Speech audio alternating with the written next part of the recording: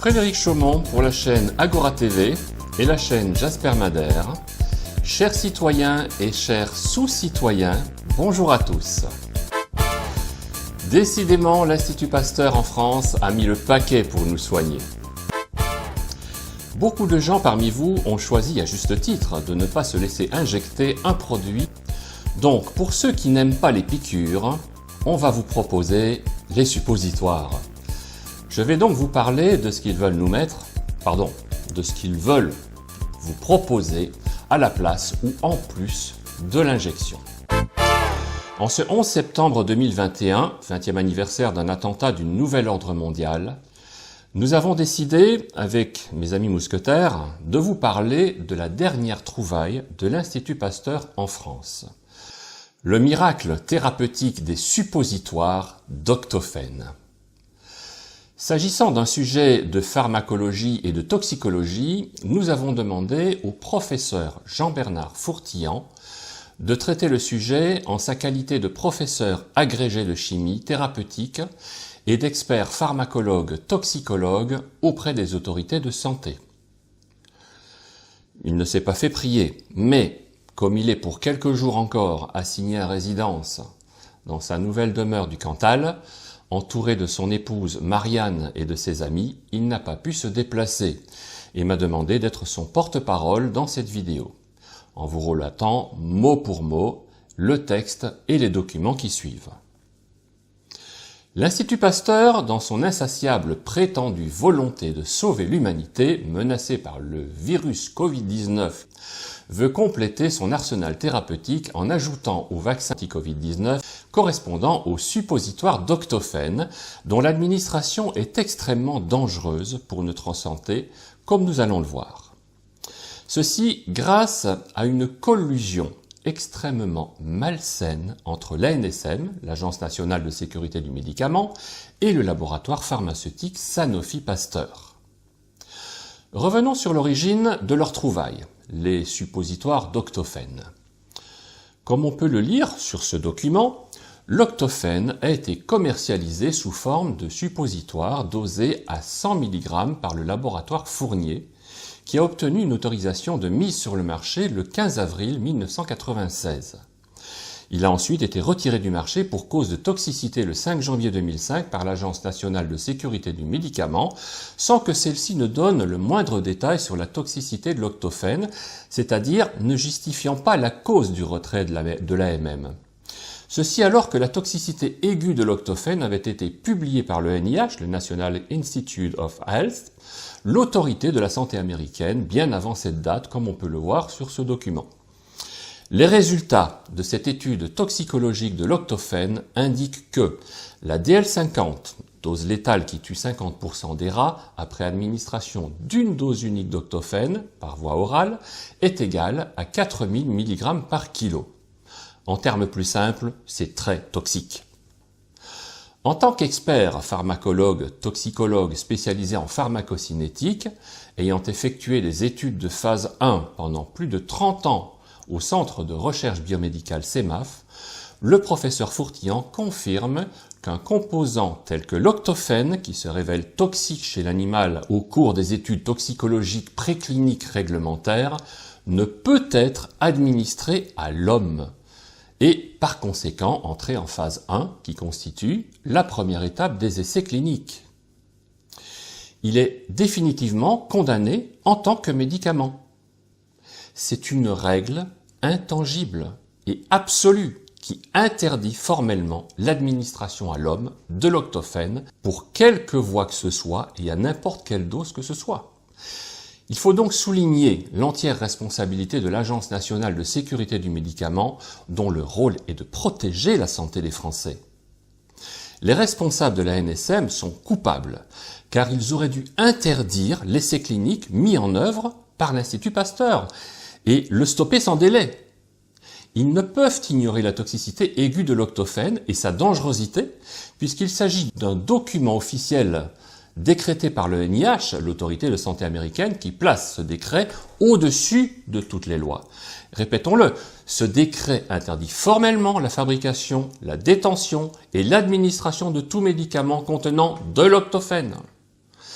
Mais revenons sur le projet de l'Institut Pasteur de remettre les suppositoires d'Octofène sur le marché en prétendant qu'ils seraient efficaces contre le Covid-19 et capables de guérir certains cancers. Ce projet témoigne de l'incompétence des scientifiques de l'Institut Pasteur dans les domaines pharmacologiques et toxicologiques. Tout d'abord, l'Octofène n'est pas un antibiotique. L'Octofène est un agent antimicrobien puissant, comme tous les composés de la famille des chlorobenzylphénols à laquelle il appartient. Sur ce document sont représentées les structures chimiques et les données toxicologiques de l'Octofène, le composé numéro 1, et les structures chimiques des composés numéro 2 et 3, très proches de l'Octofène en ce qui concerne leur structure chimique et leur toxicité. Pour les mêmes raisons que l'Octofène, il est formellement interdit d'administrer ces composés à l'homme par quelque voie que ce soit et à n'importe quelle dose que ce soit, en raison de leur grande toxicité révélée par les valeurs de dose létale DL50 observées chez les animaux au cours des études toxicologiques précliniques réglementaires. Sans vouloir infliger de la chimie au lecteur de cette vidéo, on remarque aisément que l'Octofène composé numéro 1 et le composé numéro 2 ont des structures chimiques très proches. Dans l'Octofène, le groupe tétraméthylbutyl correspondant à 2 croix en bas à droite de sa formule chimique est remplacé dans le composé numéro 2 par le groupe tertiobutyl correspondant à une seule croix en bas à droite de sa formule chimique. Et il n'est pas nécessaire d'être un expert en chimie thérapeutique pour comprendre pourquoi l'Octofène et le composé numéro 2 ont les mêmes comportements pharmacologiques et toxicologiques. En effet, ces deux composés ont des doses létales DL50 comparables par voie orale chez le rat, 4000 mg par kg pour l'Octofène, 1700 mg par kg pour le composé numéro 2. D'autre part, il est intéressant de remarquer que la valeur de la DL50 par voie orale chez le rat, égale à 1700 mg par kg pour le composé numéro 2, est identique à celle de la DL50 par voie orale chez le rat, soit 1506 mg par kg pour le composé numéro 3 de dichlorophène, dont la toxicité est bien connue. Or, pour le dichlorophène, quand on examine la valeur de la DL50 par voie intraveineuse, elle est égale à 17 mg par kg chez le rat et à 1 mg par kg chez la souris. Tout ceci pour dire qu'une administration par voie rectale est équivalente à une administration intraveineuse parce que, par voie rectale, le principe actif du médicament passe directement dans la circulation sanguine au niveau des veines hémorroïdaires. Donc, en choisissant de nous administrer l'Octofène par voie rectale sous forme de suppositoire, l'Institut Pasteur nous administre un composé toxique dont l'administration à l'homme est interdite dans les pires conditions, où ce poison est délivré en totalité à la circulation générale. Bravo l'Institut Pasteur. Pour montrer l'extrême dangerosité de l'Octofène, il est important de vous parler de l'hexachlorophène. L'hexachlorophène, de sinistre mémoire depuis l'affaire du talc morange, appartient à la même famille chimique que l'Octofène et les composés numéro 2 et 3. Comme on peut le voir sur sa fiche technique de toxicité aiguë de l'hexachlorophène, interdit à l'administration à l'homme par quelque voie que ce soit.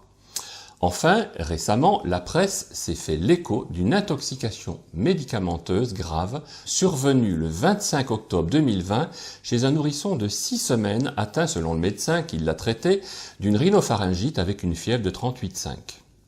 Le 26 octobre, l'enfant reçoit le traitement suivant: Octofène 100 mg, un suppositoire le soir, Catalgine 0,5 g, un sachet tous les 6 heures 3 fois par jour, et Framixone nasal pendant 3 jours selon les déclarations de la mère. L'état de l'enfant se dégrade rapidement. Il est hospitalisé le 29 octobre en réanimation pédiatrique au CHU. L'enfant est retourné à son domicile le 24 novembre. Entre-temps, le 15 novembre, le diagnostic d'intoxication salicylée par surdosage de catalgine, aspirine égale acétylsalicylate de sodium, a été établi. Compte tenu de ce que nous venons de voir, on se demande comment le médecin traitant a-t-il pu prescrire des suppositoires d'octofène 100 mg qui ont été délivrés par le pharmacien, puisque ce médicament a été retiré du marché le 5 janvier 2005 en raison de sa toxicité.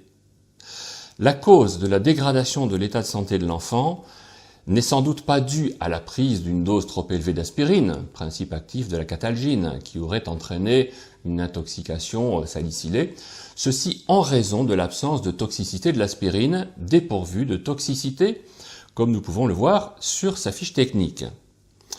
Les troubles graves de l'enfant qui ont nécessité son hospitalisation en réanimation pédiatrique entre le 29 octobre et le 16 novembre 2020 sont très probablement dus au suppositoire d'octofène 100 mg qu'il a reçu à 3 reprises le soir pendant 3 jours entre le 26 et le 29 octobre 2020.